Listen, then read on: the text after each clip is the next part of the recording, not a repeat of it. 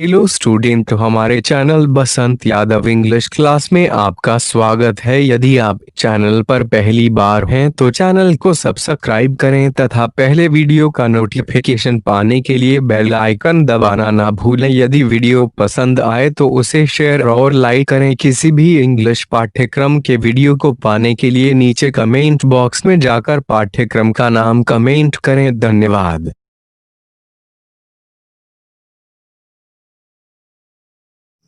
Hello students, मैं बसंत यादव आज English class 11 में an Anglo Indian poet Henry Louis Vivian डेजरियो द्वारा लिखा poem to India my native land को लेक्चर वीडियो 2 पार्ट में बांटेंगे। पार्ट 1 को इंग्लिश में तथा पार्ट 2 को हिंदी में एक्सप्लेन किए जाएंगे। आप सभी इसे कंसंट्रेट होकर रिसीव करें। पोएम को शुरू करने से पहले इसकी थीम को समझेंगे। The theme is mainly patriotism. Henry Louis Vivian Reggio talks of the past glory of India and how the country that was called the Golden Bird has been changed and enslaved.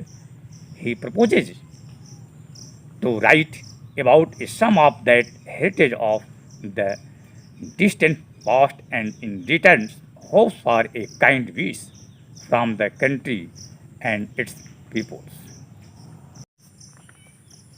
Let's begin. To India, my native land. First stanza. My country, in thy days of glory past, a beauteous halo circled round thy brow, and worshipped as a deity thou wast. Where is thy glory? Where that reverence now? In this stanza, the poet describes about India's past glory.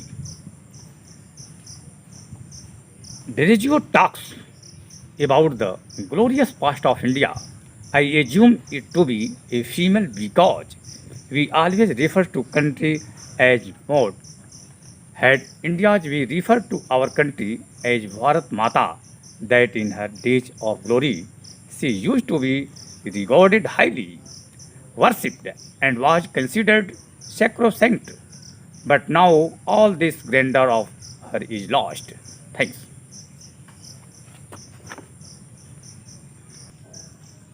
The second stanza. The eagle pinion is changed down at last, and rolling in the lowly dust art thou. Thy minstrel hath no rest to weave for thee, shape the sad story of thy misery. In this second stanza, the poet describes about the past history of India. In the past, India was very rich country, so that India was called the Golden Bird. Dereggio is evidently unhappy with the British rule in India and referred to the same in the line. The eagle pinion is changed down at last, where eagle refers to India. It is believed that in early days of British rule, foreigner referred to India as the golden eagle or golden bird as it was very rich and one of the largest producer of gold and diamonds. Visitors were away by the riches and hospitality that India offered. However, the British rule and internal weakness brought the country slavery and demolished in pride and identity. Well, let me dive into the depth of time and bring from out the ages that have rolled a few small fragments of these wrecks sublime which human eyes may never more behold. In this stanza, the poet, once India was a glorious, that it was a worship like a deity, but then this country was enslaved by the British Empire. Now the country suffered from humiliation and misery. The poet expresses his desire that he wants to dive in the deep past of this country, he will surely find the uh, ruins of the glorious India. He will try to sing some parts of the great history.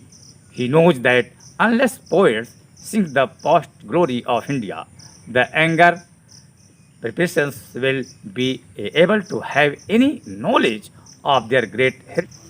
Fourth and last stanza. And let the burden by labor be my fallen country once kind wish for thee. In this last stanza, once it was a time when India was soaring higher and higher with all its glory. But as it came under the slavery of British rule, all the glory was lost. The poet has an idea. He says that he will dive deep into the past.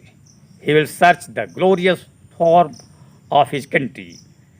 Then he will sing songs and tell everyone how great this country was.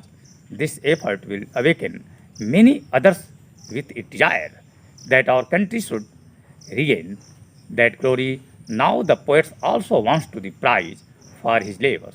He only wants to kind wish from the country. Thank you.